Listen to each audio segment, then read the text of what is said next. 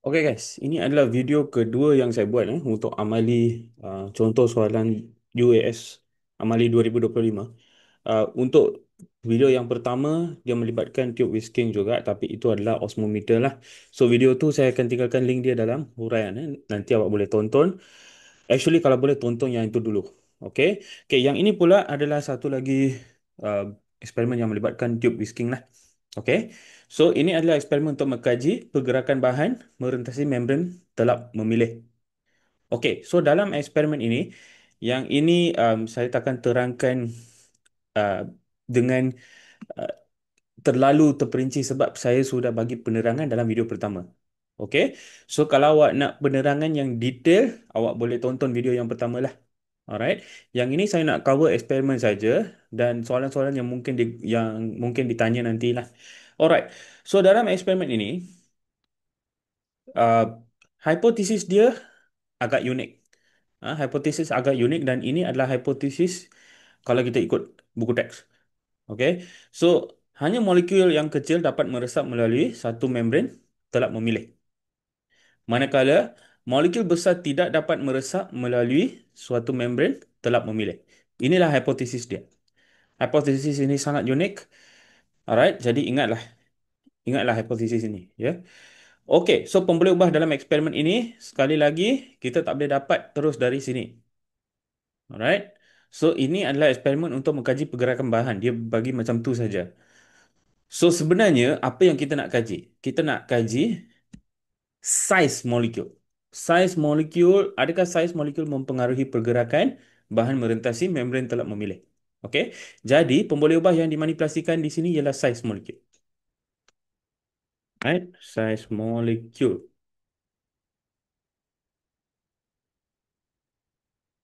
Okey, pemboleh ubah bergerak balas pula ialah kehadiran molekul dalam tube whisking dan beaker. Kehadiran molekul ini adalah teori ya. Okey, ini bukan yang apa yang diperhatikan. Alright, nanti saya akan terangkan macam mana kita perhatikan yang ini dalam eksperimen. Okey, pemboleh ubah yang dimalarkan pula suhu persekitaran dan masa redaman. Okey, pertama sekali kita kena faham teori dia lah. Alright, so apa yang kita akan buat dalam eksperimen ini? Sila pastikan yang awak tahu macam mana untuk lukis. Ya, saya sudah bagi nasihat masa fizik dan masa kertas fizik pun saya sudah nasihatkan pelajar. Sila pastikan awak tahu untuk lukis radas. Betul-betul dia keluar macam tu. Okey, saya memang sentiasa menasihati semua pelajar saya untuk ingat susunan radas. Memang dia boleh tanya dan saya sudah bagi tahu awak memang sudah ditanya pun sebelum ini. Okey, SPM sudah keluar. Tahun ini pun dia keluar lagi. Okey, jadi jangan awak jangan awak fikir yang dia sudah keluar untuk fizik so dia tak boleh keluar untuk bio. Tak ada siapa yang kata tak boleh keluar secara rasminya lah, secara rasmi. Tak ada. Setahu saya, tak ada. So, bersedialah untuk dia keluar juga. Okey, dan yang ini bukan susah lah untuk lukis. Alright. So, di sini apa yang kita akan buat ialah kita ada tube whisking. Dalam dia ada larutan glukosa dan ampaian kanji. Okey. So, inilah molekul-molekul dengan saiz yang berlainan, glukosa dan kanji. Okey. So, dua-dua kita letak dalam tube whisking yang sama. Lepas tu kita ikat dan rendam. Itu saja. So, apa akan berlaku ialah jika molekul ni cukup kecil, okay, jika saiz molekul ni lebih kecil daripada saiz liang tube whisking, dia akan meresap keluar.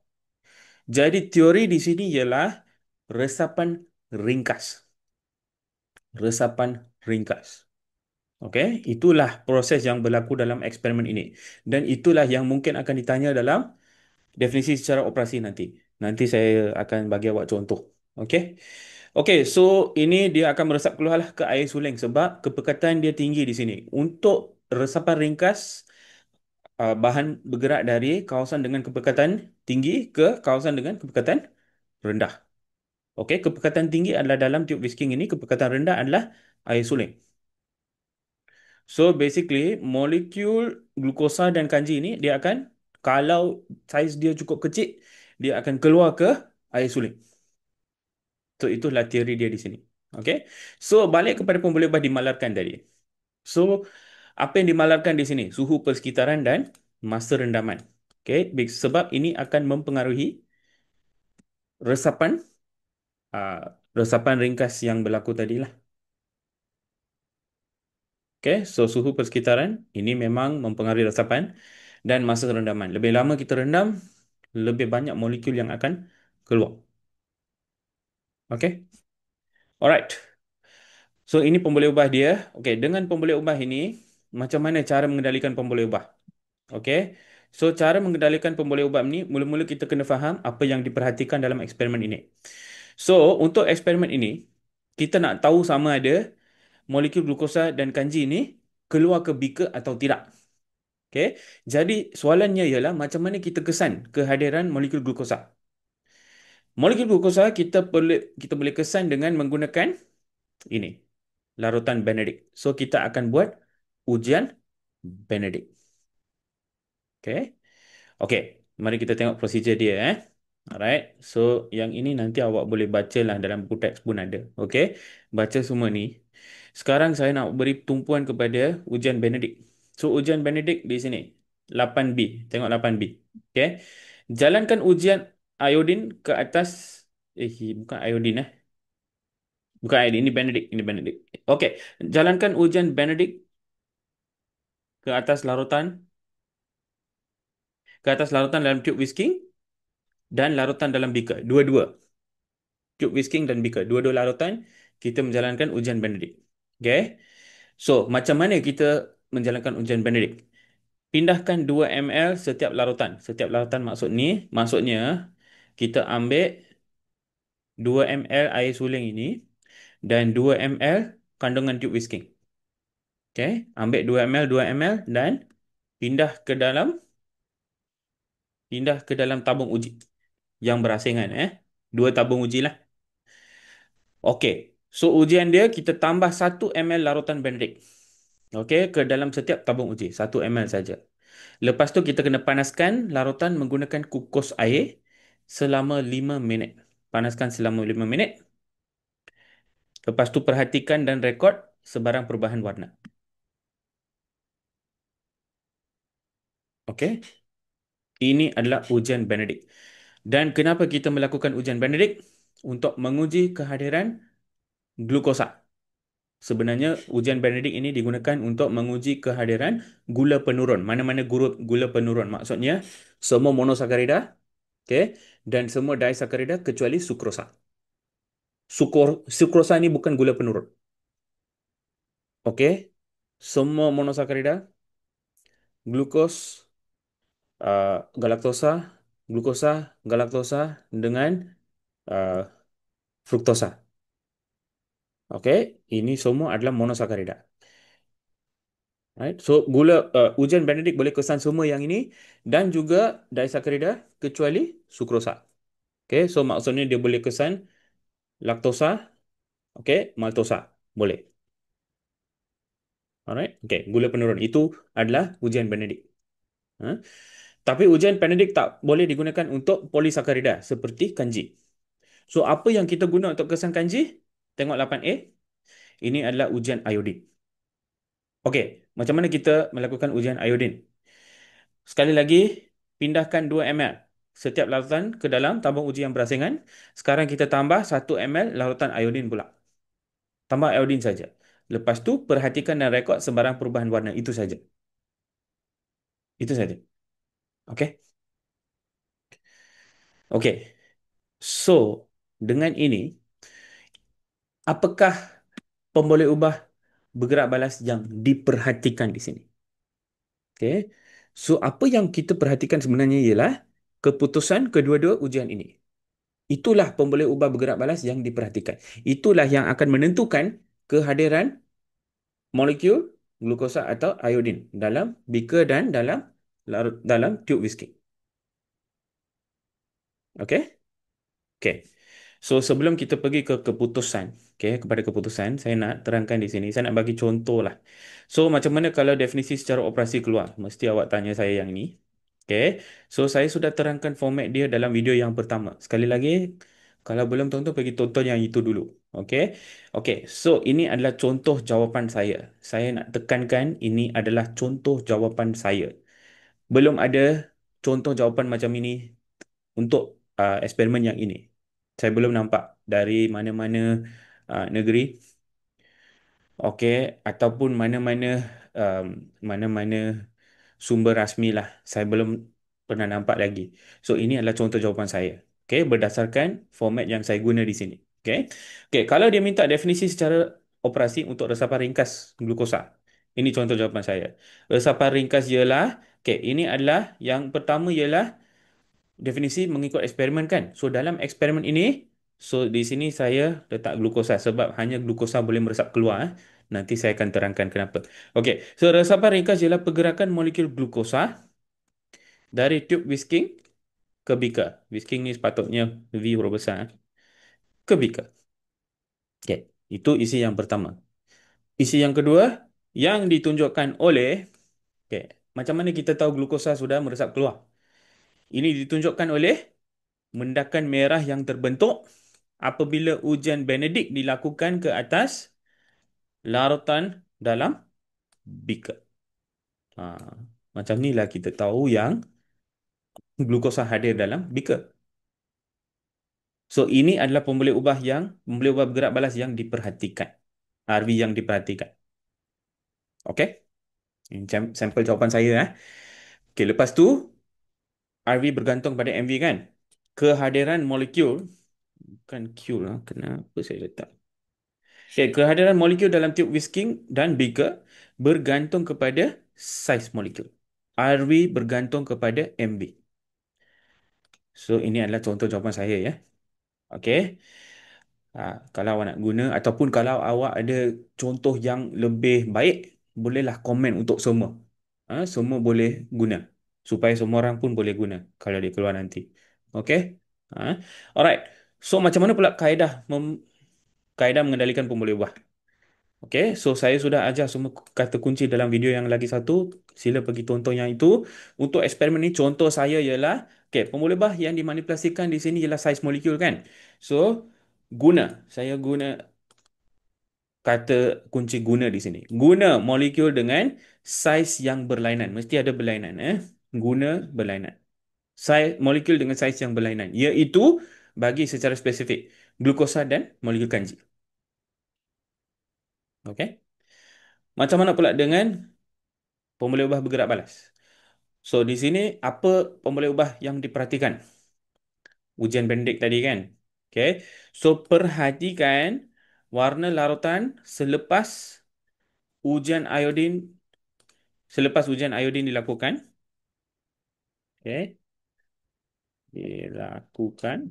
Dan pembentukan separang mendakan selepas ujian Benedict dilakukan. Dan rekod semua perhatian. Ini penting. Perhatikan dan rekod. Di sini kita tak ukur apa-apa lah. Ini pemerhatian saja. Okay, so perhatikan dan rekod. Okay. Apa yang dimalarkan? Suhu persekitaran dan masa rendaman kan? So, tetapkan suhu persekitaran iaitu suhu bilik. Dan guna masa rendaman yang sama. Tetapkan sama. Iaitu 30 minit. Of course, nanti awak ikut prosedur yang disediakan lah. Kalau disediakan dalam kertas nanti. Eh? Jangan guna ni bulat-bulat. Kalau dia keluar lah. Kalau dia keluar, okey. Jangan panik kalau yang ini tak keluar. Saya sudah ajar semua teknik yang awak boleh guna nanti. Okey, so apa-apa topik yang keluar pun jangan risau. Awak boleh jawab punya. Boleh jawab. Okey, jangan panik kalau topik ini tak keluar. Okey. So, kita tengok keputusan. So, keputusan kita ada mula-mula kita ada tube whisking dan beaker. Ini lajur pertama. Yang ni memang tak ada Awak boleh rujuk buku teks lah. Awak boleh rujuk buku teks. Okey. Sini memang tak ada apa-apa. Tube whisking, beaker. Alright. So, kalau ini saya akan tulis bekas lah. Okey. Tube whisking, beaker. Okey, lepas tu, kandungan dia. Mesti tulis kandungan dia. Apa yang ada dalam tube whisking? 10 ml larutan glukosa dan 10 ml ampaian kanji. Apa yang ada dalam beaker? 400 ml air suling. Okey, dan ini adalah pemerhatian dia. So, sini ujian iodin, pemerhatian dia, ujian Benedict, pemerhatian dia. Okey, mari kita belajar teori di sini. Jadi, dalam tube whisking memang ada glukosa. So, apabila kita melakukan ujian Benedict, kita akan dapat keputusan positif. Iaitu, apakah keputusan positif untuk ujian Benedict? Mendakan merah butter akan terbentuk. Mendakan merah butter. Okey. Lepas tu untuk glukosa pula, untuk kanji pula memang ada kanji juga dalam sini kan. Dalam tube whisking ada kanji. So, apabila kita melakukan ujian iodin di sini, memang kita akan dapat keputusan positif juga sebab memang ada kanji. Okey. Dan apakah keputusan positif untuk ujian iodin? Larutan menjadi biru hitam. Okey, larutan biru hitam terbentuk. Alright. So dalam tube whisking memang kedua-dua ujian pun positif sebab dua-dua molekul hadir. Okey, lepas 30 minit apabila kita uji apa yang ada dalam beaker, kandungan dalam beaker, okey, ujian iodin pula. Okey, di sini kanji adalah molekul yang sangat besar. Okey, so saiz molekul kanji ini lebih besar daripada saiz liang tube whisking. Jadi dia tak dapat merentasi tube whisking, dinding tube whisking. Okey, jadi memang takkan ada kanji dalam beaker. Memang takkan ada. Okey. Tetapi glukosa ini, molekul glukosa ini memang lebih kecil daripada saiz liang tube whisking. Jadi dia dapat merentasi tube whisking dan dia memang akan masuk ke dalam air suling dalam beaker. Jadi untuk ujian Benedict kita akan dapat keputusan positif. Okey. So untuk kanji tak ada perubahan sebab negatif. Tapi untuk ujian Benedict memang kita akan dapat mendakan merah bata lagi. So itulah keputusan dia. Ini. Okey. Okey. So mari kita tengok soalan yang dia boleh tanya. Okey, nyatakan molekul yang hadir dalam. Okey, ini saya sudah terangkan tadi lah. Beaker hanya ada glukosa. Okey, tube whisking ada glukosa dan kanji. Dua-dua pun ada. Alright. Okey. Then bandingkan saiz molekul kanji dan molekul glukosa dengan saiz liang. Ini pun saya sudah terangkan tadi. Molekul glukosa lebih kecil daripada liang tube whisking, tapi molekul kanji lebih besar daripada liang tube whisking. Okey. Lepas tu nyatakan satu persamaan antara tube whisking dan membran plasma. Kedua-duanya telap memilih. Sebab itulah kita guna tube whisking dalam eksperimen. Boleh? So sekali lagi saya ada buat lagi satu video untuk eksperimen whisking tube yang lagi satu. Pergilah tonton video itu. Okey, dan buat yang terbaik, jangan risau. Jangan panik kalau bukan eksperimen ini keluar esok. Awak boleh buat punya. Jangan risau.